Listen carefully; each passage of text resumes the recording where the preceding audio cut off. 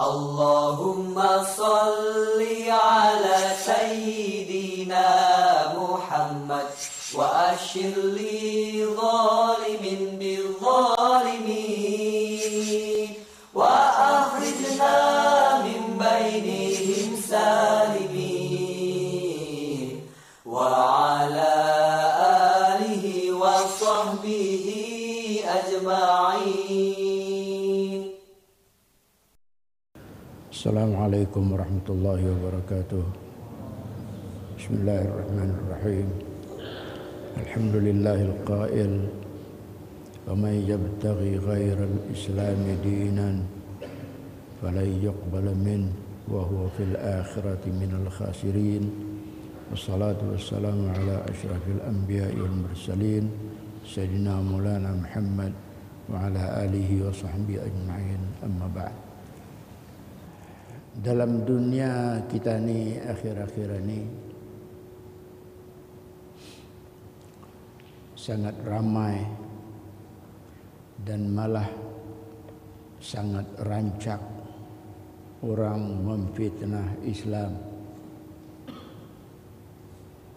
Pantang ada peluang, melompatlah fitnah, memfitnah Islam.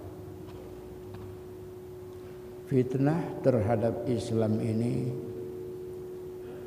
tidak terhenti kepada agama ini sahaja, malah juga kepada umatnya, penganut agama Islam sendiri. Lebih-lebih lagi yang kena tuju, kena unjar siapa kepala, siapa pemimpin agama ini. Itulah yang difokus sangat-sangat. Ini adalah tren.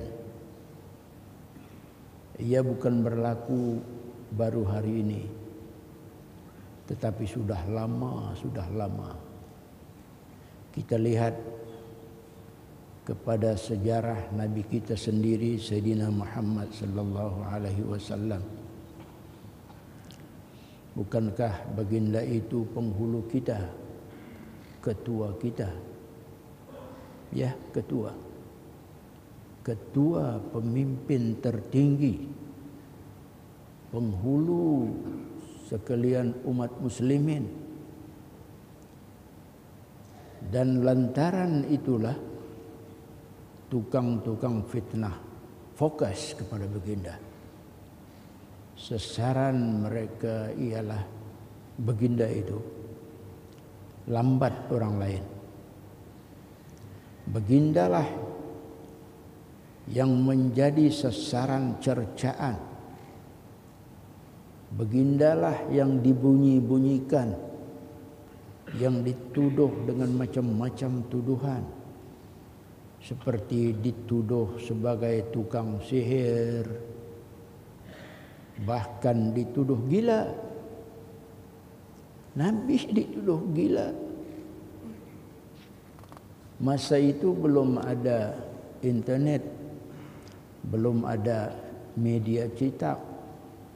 Kalau ada, barangkali mungkin baginda itu akan dilukis orang bagaimana Nabi sebagai tukang sihir, bagaimana Nabi seorang yang gila. Mungkin saja begitu. Kita lihat pada masa ini Nabi sudah tidak ada, tetapi orang masih saja melukis karikatur. Konon-kononnya Nabi itu sekian-sekian. Jadi nampak kita betapa kesatnya akhlak tukang-tukang fitnah itu. Mereka terus tuju ketua Nabi kita, Nabi yang maksum, yang indah berdosa, yang benar semata-mata, yang bersih semata-mata, yang sempurna semata-mata, yang tidak ada loophole, lubang langsung untuk dikritik, pun masih saja difitnah dengan macam-macam fitnah oleh tukang-tukang fitnah. Inilah keadaan itu. Orang yang tidak mahu kepada Islam, orang yang tidak selesa dengan Islam adalah ketua-ketua yang mereka tuju. Ketua yang mereka peburuk, macam-macam mereka tuhmah ke atas ketua, seperti mana yang berlaku ke atas Nabi kita Sayyidina Muhammad sallallahu alaihi wasallam. Jadi jangan heran kalau perkara seperti ini juga masih berlaku di zaman ini. Semakin hebat ketua, semakin ketua itu orang saleh, maka semakin gatal hati orang untuk memburuk-burukkannya atau memfitnahnya. Seperti saja ini sudah menjadi semacam tradisi, kebiasaan. Tetapi dalam pada itu ada hikmah, yaitu untuk menguji hamba-hamba yang berpangkat istimewa ini. Menurut urutan, mereka yang paling berat dan paling teruk menerima ujian, yang di atas sekali ialah para nabi, para rasul, kemudian orang-orang saleh dari kalangan orang-orang beriman, seperti para ulama, raja-raja, dan seterusnya. Semakin tebal sifat saleh seseorang, maka semakin berat lagi ujian ke atas mereka itu. Mengapa? Jawabnya, di antara jawabannya, karena Allah Subhanahu wa taala mahu tengok sejauh mana kesabaran hamba ini, sejauh mana ketabahannya menerima ujian itu. Jika dia tabah dan sabar, tidak gelabah atau hilang punca, maka Allah Subhanahu wa taala akan angkat dia lagi, akan tinggikan lagi pangkatnya di sisinya. Tetapi jika dia tidak sabar dan sebaliknya gelabah atau hilang punca, maka itulah perangkap untuk penyesalan. Mengapa? Karena kita tengok, bukankah orang yang tidak sabar itu boleh saja melakukan macam-macam kesilapan? Di antaranya karena tidak sabar boleh membawa kita marah. Dan marah yang berapi-api biasanya disusuli dengan tindakan-tindakan yang tidak keruan, seperti memukul orang, menzalimi orang, mengkhianati orang, dan lain-lain. Dan bukankah semua ini boleh menempah dosa? Begitulah kita diajar untuk menghadapi kerenah-kerenah tukang fitnah itu. Jangan kita gelabah, jangan kita hilang punca, tetapi bersabar. Inilah yang diajar oleh Allah kepada Nabi. Baginda itu lebih teruk lagi difitnah, dikata macam-macam oleh golongan yang tidak beriman. Namun Allah Subhanahu wa taala mengingatkan baginda itu dengan berfirman, fasbir ala ma yaqulun, dalam surah Taha ayat 130 tafsirnya. Engkau sabar wahai Muhammad, engkau sabar atas apa-apa jua yang mereka katakan ke atasmu. Sebaliknya Allah menggesa, menyambung ayat ini dengan berfirman, wasabbih bihamdi rabbika qabla tulu'i syamsi wa qabla ghurubiha wa min ana'il laili fasabbih wa atrafan nahar la'allaka tarda. Tafsirnya, sebaliknya, bertasbihlah engkau wahai Muhammad dengan memuji Tuhanmu, yakni dengan mendirikan sembahyang sebelum terbit matahari, yakni subuh, dan sebelum terbenamnya matahari, yakni asar, dan bertasbihlah pada malam hari, yakni maghrib dan isya, dan pada waktu siang, yakni zuhur. Mudah-mudahan engkau reda untuk menerima kurnia, yakni pahala daripada Allah Subhanahu wa taala. Nah, ini bimbingan Allah. Ini bimbingan Allah, cara menghadapi fitnah, bertenang dan bersabar sambil membanyakkan zikir kepadanya melalui ibadat sembahyang. Sekarang kita lihat, kita mesti pelajari ini. Apa tujuan orang memfitnah Nabi? Apa tujuan orang memfitnah umat Islam? Dan apa tujuan orang memfitnah Islam itu sendiri? Apa tujuan?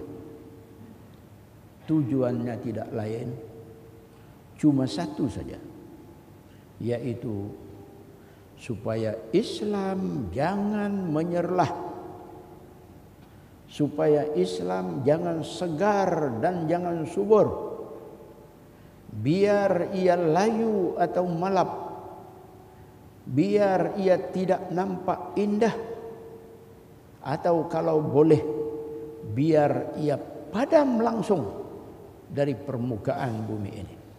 Ini tujuan fitnah itu. Ini tujuan. Siapa yang beritahu tentang tujuan ini? Perisik mana? Penyiasat mana yang beritahu kita?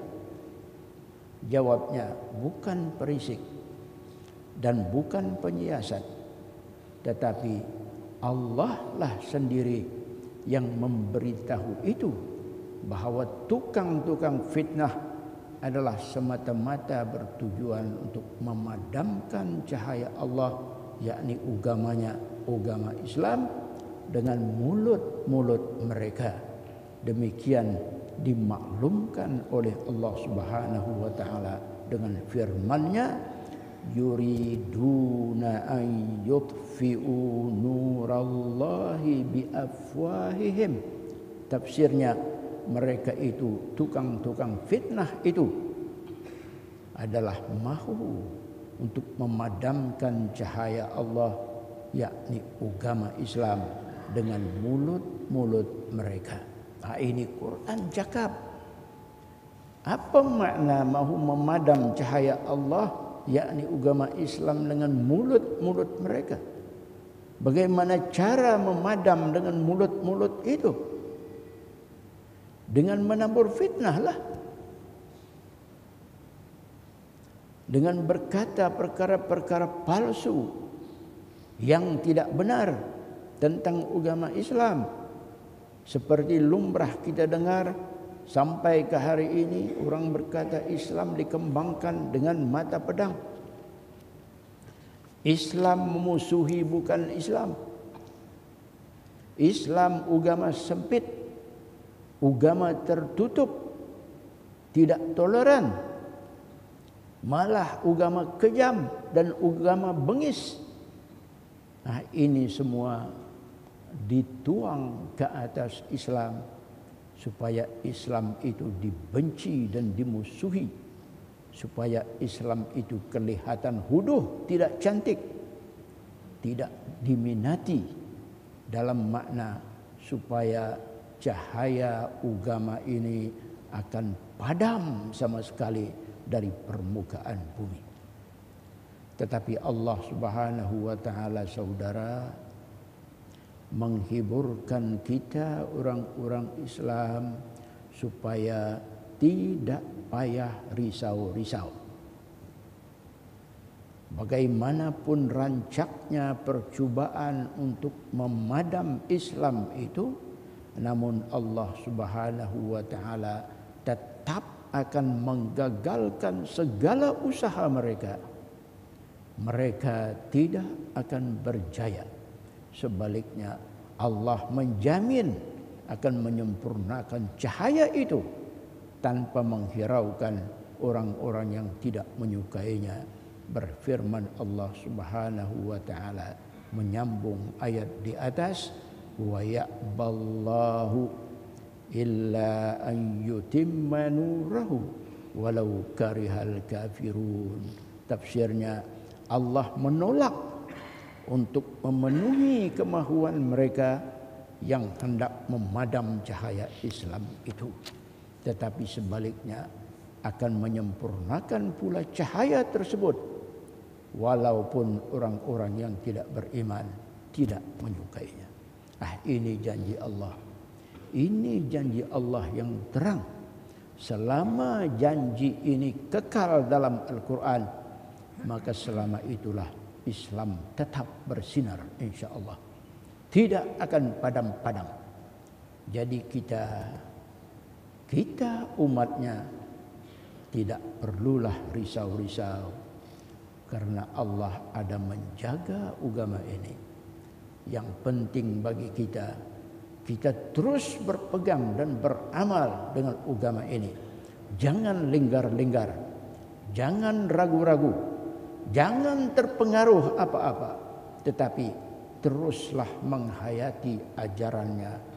Pegang kuat-kuat ia sampai akhir hayat. Dan yang penting lagi, kita ikut nasihat Nabi sallallahu alaihi wasallam. Baginda bersabda, ihfazillaha yahfazka. Engkau peliharalah Allah, nescaya Allah pun akan memelihara engkau. Apa makna memelihara Allah ni? Apa makna memelihara Allah? Bukan macam kita memelihara anak, dibelai, beri makan baik-baik, beri pakai baik-baik, beri tidur baik-baik, duduikan dia. Bukan. Maksud memelihara Allah itu di sini menurut hadis ialah memelihara agamanya. Memelihara agama Islam. Memelihara agama ini bukan ia ditaruh, disimpan seperti kita menaruh usin. Diam-diam duduk saja. Bukan. Tetapi memelihara agama ialah mengamalkannya, mematuhi dan mengikut semua ajarannya. Itulah makna memelihara agama atau memelihara Allah. Barang siapa yang memelihara agama ini, Nabi sallallahu alaihi wasallam memberitahu, pasti orang itu tidak boleh tidak akan dipelihara pula oleh Allah Subhanahu wa taala. Dan orang yang dipelihara oleh Allah pastinya tidak boleh tidak akan bertemu jalan selamat. Pasti dia selamat. Bagaimana tidak selamat? Kalau dia sudah berada dalam pemeliharaan Allah. Siapa Allah? Allah Al-Malikul Mulk, Raja pemilik kerajaan, Al-Jabbar yang maha perkasa, Al-Qahhar yang maha gagah, Al-Qawi yang maha kuat. Jika dia sudah memelihara, siapakah lagi yang mampu untuk menggugat? Mana ada? Tidak ada. Jadi kita yakinlah pemeliharaan Allah pasti kokoh. pasti solid. Tidak boleh tidak. Nah, dalam pada itu adalah tidak salah. Tidak salah kalau kita juga berusaha sebagai ikhtiar memperlengkap diri dengan perlindungan-perlindungan, dengan kubu-kubu pertahanan untuk melindungi diri daripada segala kejahatan, daripada segala fitnah, daripada segala keburukan yang mau ditimpakan ke atas kita. Islam suruh ini. Islam pun suruh berlindung atau berkubu. Yang paling dituntut ialah berlindung dengan apa? Berkubu dengan apa? Dengan Allah. Yakni Allah jadi kubu kita. Kalau Allah sudah jadi kubu kita, jadi pelindung kita, datanglah apa saja kejahatan, pasti tidak dapat menembusi kubu itu. Ya, berkubu dengan Allah. Khasnya kita berkubu dari syaitan. Allah mengajar supaya berkubulah dengan Allah. Firman Allah Subhanahu wa taala, "Fa idza qara'tal Qur'ana fasta'idz billahi minasy syaithanir rajim." Nah, ini isyarat Allah untuk berkubu dengan Dia. Tafsir ayat itu, apabila engkau membaca Al-Quran, maka berlindunglah dengan Allah daripada syaitan yang dirajam.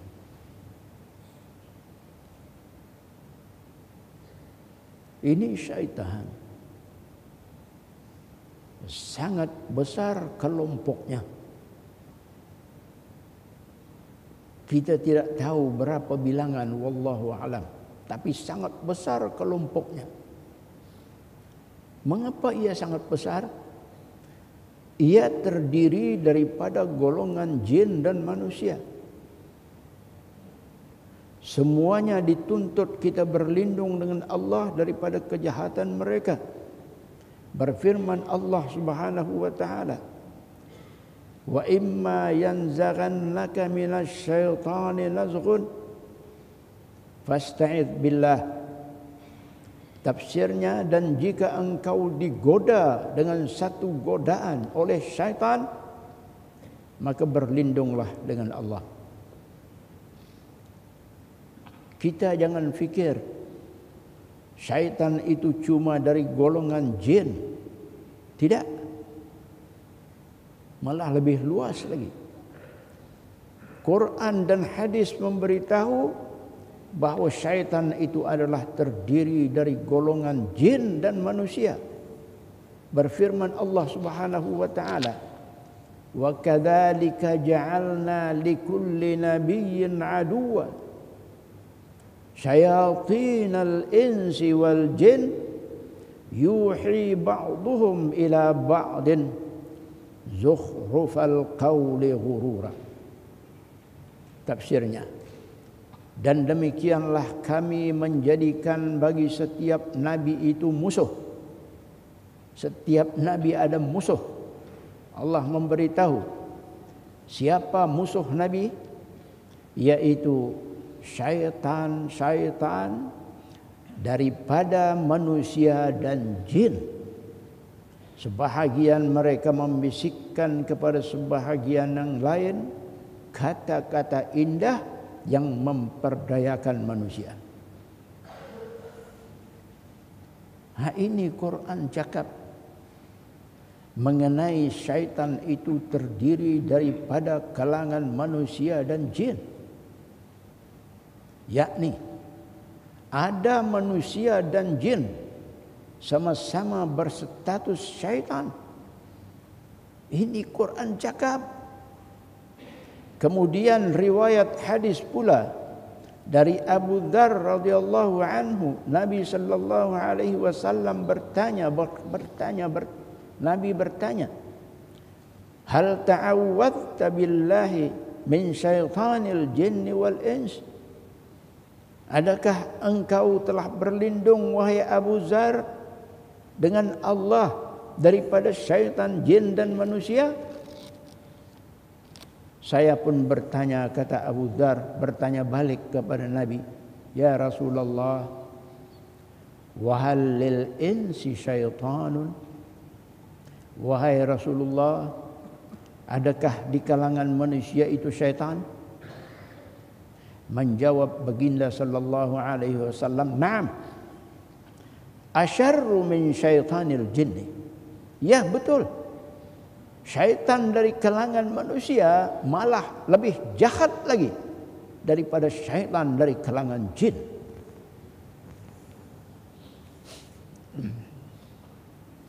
Nabi beritahu ini semua. Jadi tukang-tukang fitnah kepada Nabi, kepada Islam, kepada umat Islam, siapa mereka? Unjar di sini. Nabi beritahu bahawa syaitan itu dari kalangan jin dan manusia. Quran pun beritahu begitu.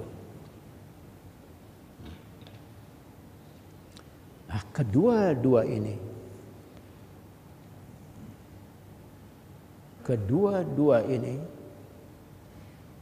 syaitanul jinni wal ins, syaitan dari kalangan jin dan dari kalangan manusia, kedua-dua ini kita perlu berlindung dengan Allah.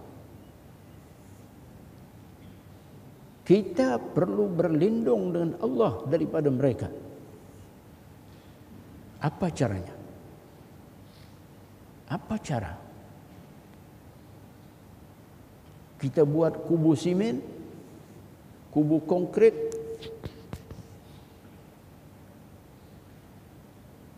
kita buat pagar besi? Bukan. Itu tidak berhasil semua. Tapi caranya kita agungkan Allah. Jangan kosong dari menyebut Allah. Jangan lari dari Allah. Baca ayat-ayatnya. Ingati dia banyak-banyak. Kan makan kita ingat Allah. Kan minum kita ingat Allah. Kan tidur kita ingat Allah. Berjalan-jalan ingat Allah. Membeli belah ingat Allah. Bersukan ingat Allah. Bersukan ingat Allah. Naik kenderaan ingat Allah. Semua mesti kita ingat Allah. Insya Allah rahmat perlindungannya pasti akan kita terima. Rahsia ingat Allah ini saudara sangat besar. Dan impaknya sungguh hebat. Kita perhatikan firman Allah Subhanahu wa taala ini. Fadhkuruni adzkurkum. Ringkas saja. Allah berfirman, fadhkuruni adzkurkum. Tafsirnya, kamu ingatilah aku, ya Allah Ta'ala. Ingati aku dengan amal-amal taat seperti sembahyang, membaca Al-Quran, berzikir, melakukan amal saleh. Niscaya aku, ya Allah Ta'ala, akan mengingati kamu pula.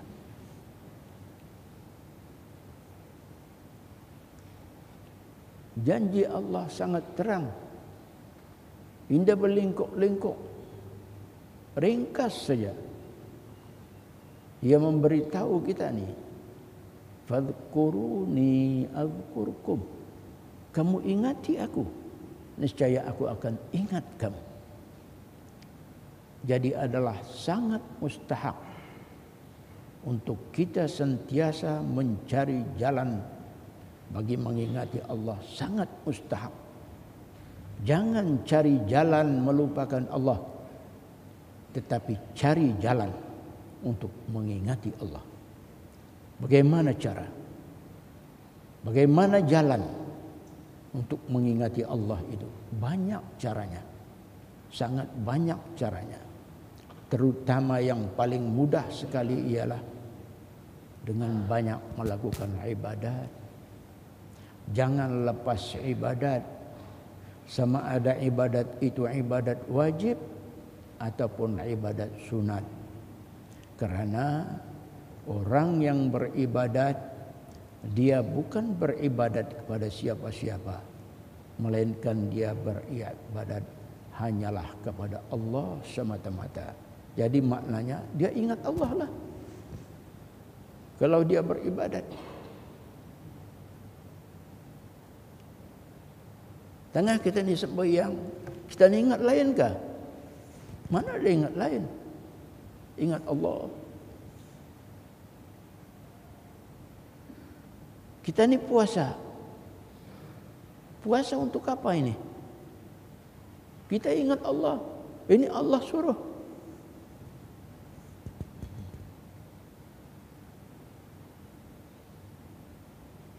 Itu. Banyak melakukan ibadat. Walaupun begitu, untuk mengingat Allah ini tidaklah mesti dengan sembahyang saja-saja. Malah dalam pergerakan-pergerakan biasa kita pun Allah itu dapat diingat. Misalnya bila naik kenderaan kita baca bismillah.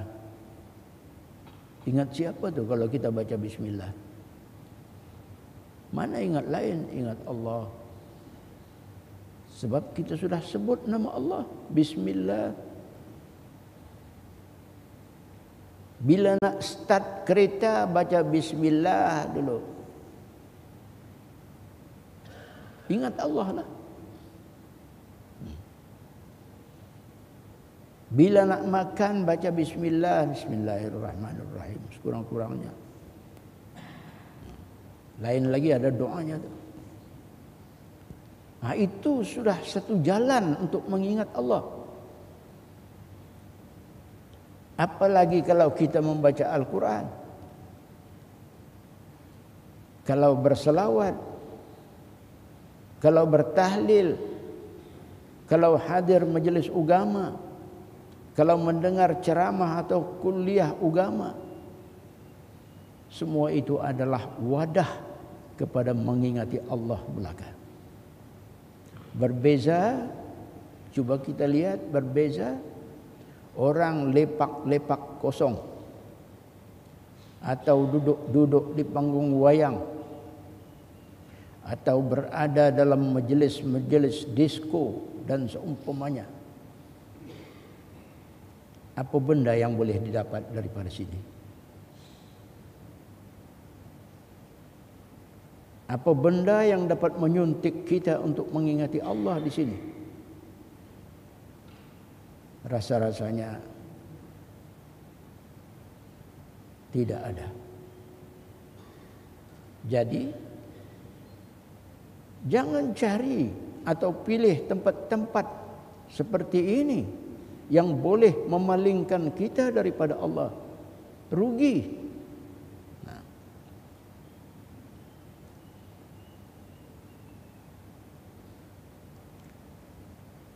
Satu langkah paling mudah untuk mengingati Allah, kita membaca Al-Quran. Jangan pinggirkan Al-Quran. Orang membaca Al-Quran macam juga orang sembahyang tadi. Sembahyang berwaktu, membaca Quran tidak pada waktu, bila-bila boleh. Orang membaca Al-Quran dia tidak ingat lain kecuali kepada Allah semata-mata. Dia pegang Quran. dia sudah ke jalan mengingati Allah. Sebab dia tahu ini Quran kalamullah, perkataan Allah. Bukan dia karangan novelis ini, karangan cerpines ini, karangan ahli akademik itu. Bukan. Ini Quran yang kita pegang, ini kalamullah, perkataan Allah. Baru pegang, baru ambil Quran, kita sudah ingat Allah. Apalagi membaca. Baca.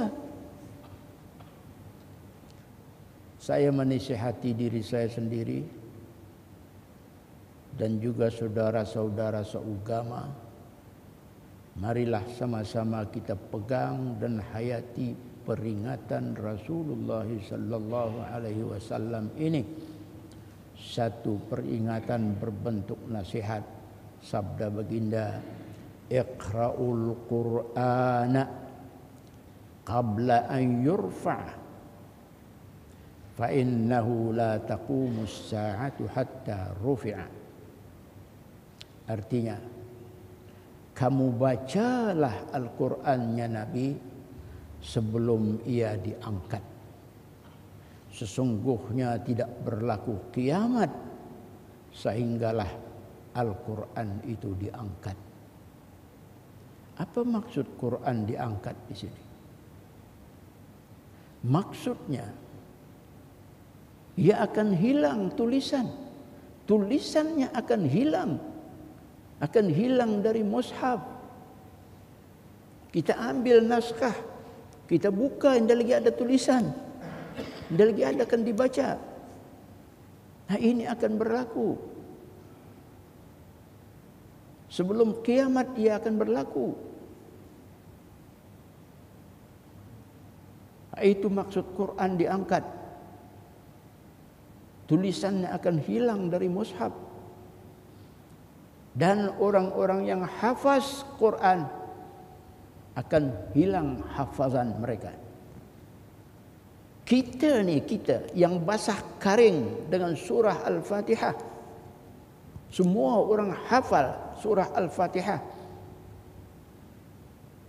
Yang hafaz Al-Fatihah akan jadi lupa, tidak hafaz lagi. Karena ditutup oleh Allah ingatan mereka. Nah, ini akan berlaku. Nabi sudah warning ini, beritahu. Dalam bentuk nasihat. Iqra'ul Qur'ana qabla an yurfa'nya Nabi. Fa innahu la taqumus sa'atu hatta rufi'a. Kamu bacalah Al-Quran itu sebelum ia diangkat. Sesungguhnya tidak berlaku kiamat sehinggalah ia Quran itu diangkat. Menurut riwayat hadis yang saya baca, ayat-ayat Al-Quran itu akan lari meninggalkan kita.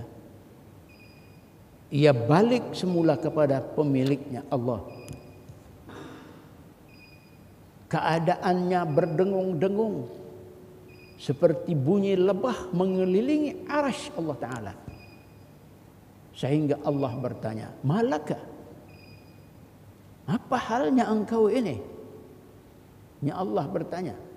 Menjawab Al-Quran, "Ya Rabb, utliya walam yu'mal bi." Wahai Tuhan, saya dibaca tetapi tidak diamalkan. Akhir zaman begitulah. Kita baca Al-Quran tapi kita tidak ikut ajarannya. Rupa-rupanya perkara ini membawa makna, membawa risiko. Al-Quran merajuk,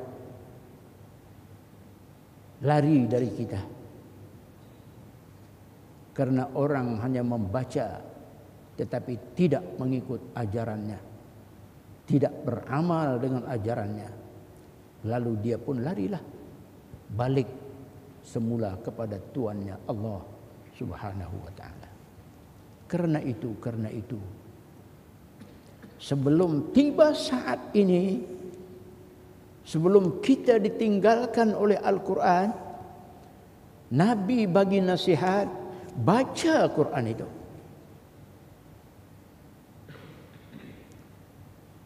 Jangan lalai dari baca Quran.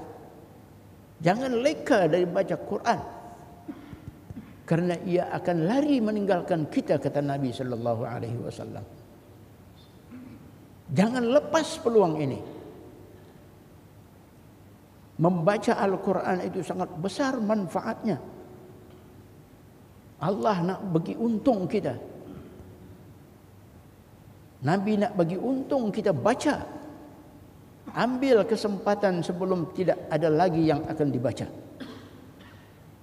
Sementara masih ada yang boleh dibaca, baca. Jangan lengah. Baca sebanyak mungkin. Jangan malas. Jangan malas wahai diri. Jangan malas wahai kawan-kawan. Wahai saudara-saudara.